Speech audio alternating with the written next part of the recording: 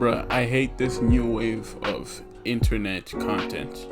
It is absolutely horrible on not just my mental health, but my overall productivity. It's crazy how much time I have spent on these things. It's not as bad as it used to be.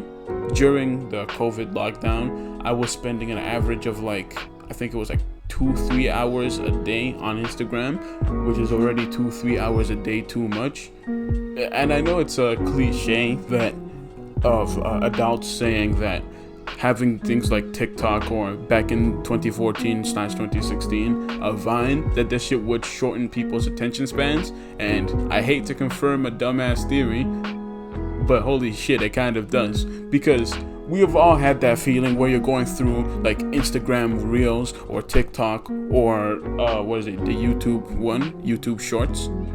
You're going through these and there's someone that has a title that's interesting, something interesting is gonna happen, but then they take too long to get to it, and even though you know it's going to be there in only a few seconds, you're waiting 15 seconds is a little bit too much.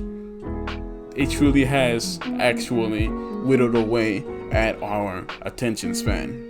I'm still capable of watching long form content, but that's only when I expect it. For example, I like wasting a whole shitload of time watching movie reviews or retrospectives that go into the deeper themes and shit of movies that I've watched, so I can have a deeper understanding of them. And these things tend to be an hour, 2 hours long, and then there's one that Pyrocynical made that's 7 hours long, and I watched that entire thing, not in one go, but I watched it in 2-3 hour increments.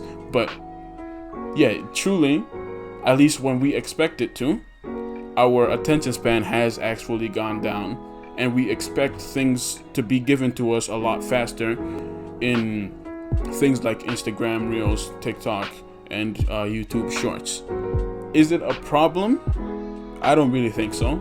I don't think it's that bad. I think that, again, it's about people's expectations. Obviously, it's not really going to reflect much in the real world, because in the real world, for example, if you go to school, you're not going to expect your teacher to teach your entire lesson in 15 seconds. No, you have expectations for how long something is going to be. So I don't think it truly does actually take away our attention span. It's just that we expect content to be delivered in a more concise and plotted out way, so that you can get the most effective amount of information crammed in your head as fast as possible. And an interesting emergent feature from this fast content culture, I'm coining that by the way, if you want to use it you're gonna have to pay up, but a thing that's come from it is people have become pretty effective filmmakers, because they've been given a restraint, 15 seconds, maybe a little bit over, but for the most part it's about 15 seconds. You have to be able to express a story or convey a point within that time. So you need to know what information you want people to get. What do I want people to see? What do I want people to think about what's going on right now? And how can I further push that across within this 15-second restraint? It's very interesting when I see the people who actually put work into content, and I'm not 100% saying the people who dance on camera, the Charlie D'Amelios and Addison Rays, that they do no work, but let's be honest, they're doing less work than other people. But it's really made them effective filmmakers, and I think that if these people wanted to try a little bit more, they could make an actually good piece of long form content.